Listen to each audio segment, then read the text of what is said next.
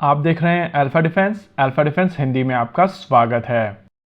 आज के इस वीडियो में हम लोग बात करेंगे आर्म ड्रोन्स के बारे में और समझने की कोशिश करेंगे कि कैसे यूक्रेन वॉर के बाद में इन आर्म ड्रोन्स को लेकर एक रियलिटी चेक हुआ है, जिसको समझना बहुत जरूरी है। साथ ही साथ इस वीडियो के दौरान हम लोग ये भी समझने की कोशिश करेंगे कि इस चेंज ऑफ इक्वेशन का भारत या कहें पूरे विश्व के ऊपर क्या इम्पैक्ट पड़ने वाला है। देखिए, आर्मीनिया और अजरबैजान के बीच में जब वॉर हुई थी तो उस वॉर के दौरान आर्म ड्रोन्स का एक बहुत बड़ा रोल रहा था।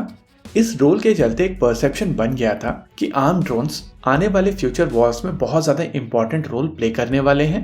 यूक्रेन वॉर के स्टार्टिंग से ही हम लोग ये चीज कहते आ रहे हैं कि आर्म ड्रोन्स रशिया और यूक्रेन वॉर में इतने ज्यादा इफेक्टिव नहीं होंगे, क्योंकि रशिया के पास में एक बेहतर एयर डिफेंस सिस्टम है।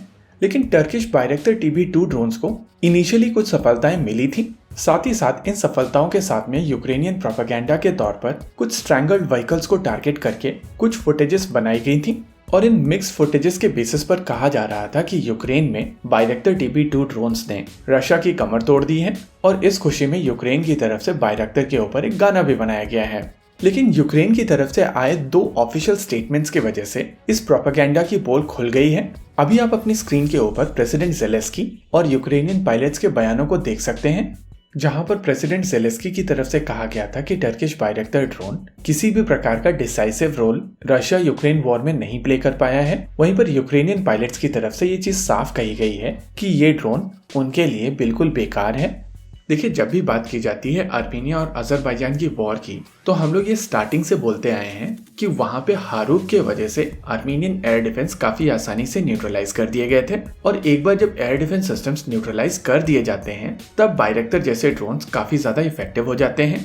देखिए, जब भी हम लोग बात करते हैं फाइटर जेट्स की, तो उनके पास में डिफेंसिव मेजर्स होते हैं, जैसे कि शाफ्ट्स, फ्लेयर्स, मनूवर करने की क्षमताएं, और आजकल तो टोड डेकॉयज भी आने लगे हैं, जिसके वजह से जब इनके ऊपर surface to air missile system या air to air missile system launch की जाती हैं तो ये उनसे बच पाते हैं। हालांकि इन मेजर्स के होने के बावजूद ये एयरक्राफ्ट्स कई बार टारगेट बन जाते हैं। वहीं पर अगर बात की जाए हेलीकॉप्टर्स की, तो हेलीकॉप्टर्स नॉर्मली लो फ्लाई कर सकते हैं, और लो फ्लाइंग हेलीकॉप्टर्स को अर्थ होराइजन के चलते इतनी आसानी से नहीं पकड़ा जा सकता।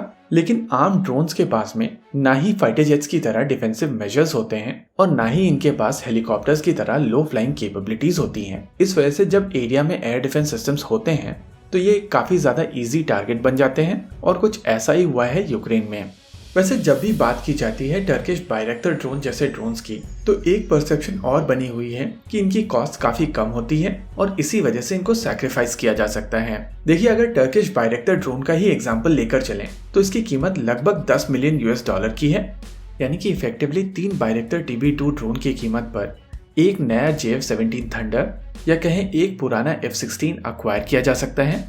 इनफैक्ट रोमानिया जब पुराने F-16 खरीदने वाली थी तो उनके 34 यूनिट F-16 एस्टिमेट किए गए थे कि इनकी टोटल कीमत 454 मिलियन यूरोस की होगी, जिसमें से 354 मिलियन यूरोस F-16 के होंगे और 100 मिलियन यूरोस लॉजिस्टिक्स के होंगे।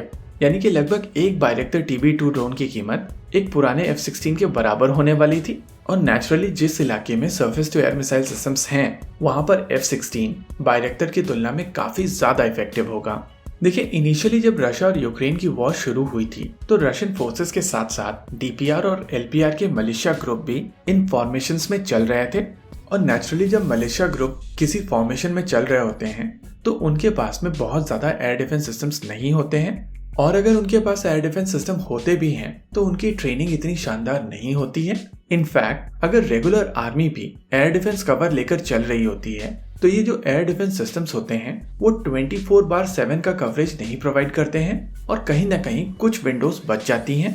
बायरेक्टर जैसे ड्रोन नॉर्मली 18 से 20 घंटे तक की एंड्योरेंस देते हैं, और इतनी ज्यादा एंड्योरेंस के साथ में अगर आपको पता है कि एक surface to air missile system इस समय आउटेज में है तो आप उसे काफी आसानी से टारगेट कर सकते हैं। और जब किसी देश के पास में नेटो जैसे सिग्नल इंटेलिजेंस सिस्टम्स हों तो ये चीजें और भी ज्यादा आसान हो जाती हैं। जी हाँ, यूक्रेन वॉर के दौरान नेटो के सिग्नल इंटेलिजेंस एसेट्स पोलैंड से ऑपरेट कर रहे थे, और उनके पास में एक बहुत बढ़िया पिक्चर थी जो यूक्रेन को डायरेक्टली फीड की जा रही थी। लेकिन जैसे जैसे रशियन सिस्टम इलाके में बढ़ते गए और ये आउटेज गैप कम होते गए, वैसे वैसे बायरेक्टर की शक्ल ऐसे से ऐसे होने लगी थी। ओवरऑल ये चीज यहाँ पर कही जा सकती है कि यूक्रेन वॉर के बाद में एक चीज क्लियर हो गई है कि आर्म ड्रोन सिल्वर बुलेट नहीं है, और अगर एरिया में एयर डिफेंस कवर है तो ड्रोन्स पूरी तरीके से इनइफेक्टिव हो जाएंगे। वैसे ऐसा नहीं है कि इनकी एप्लीकेशन नहीं है। रिकॉनेसेंस रोल में, चाहे वो लैंड बेस्ड रिकॉनेसेंस हो या सी में रिकॉनेसेंस हो, ऐसे रोल्स के लिए ड्रोन्स काफी ज्यादा इफेक्टिव सिस्टम्स हैं। वहीं पर अगर बात की जाए कामाकाजी ड्रोन्स की या कहें सुसाइड ड्रोन्स की, जो ड्रोन्स अपने टारगेट के ऊपर जाकर खुद को क्रैश कर देते हैं, उनका role suppression of enemy air defence के लिए किया जा सकता है।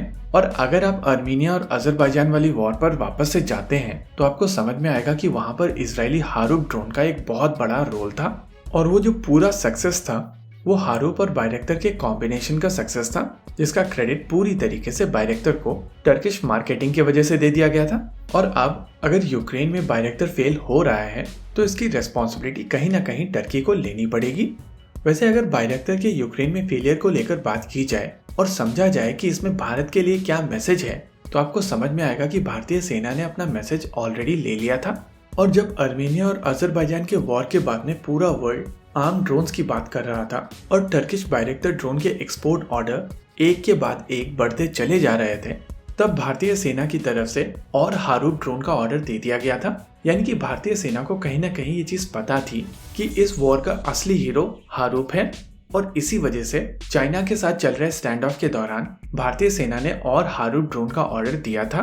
वैसे भारतीय सेनाएं ऑलरेडी हारूप ड्रोन को काफी अच्छे नंबर में ऑपरेट कर रही थी, लेकिन स्टैंड ऑफ के दौरान इमरजेंसी मोड में और हारूप ड्रोन्स अक्वायर किए गए थे, और कहीं ना कहीं इंडियन आर्म फोर्सेस का focus armed medium altitude long endurance drone ना होकर कामाकाजी ड्रोन्स और स्वाम्प ड्रोन्स हो गया है। और पिछले कुछ समय से इंडियन आर्म फोर्सेस ने काफी तेजी से इस तरीके के सिस्टम्स को अपने बेड़े में शामिल भी किया है।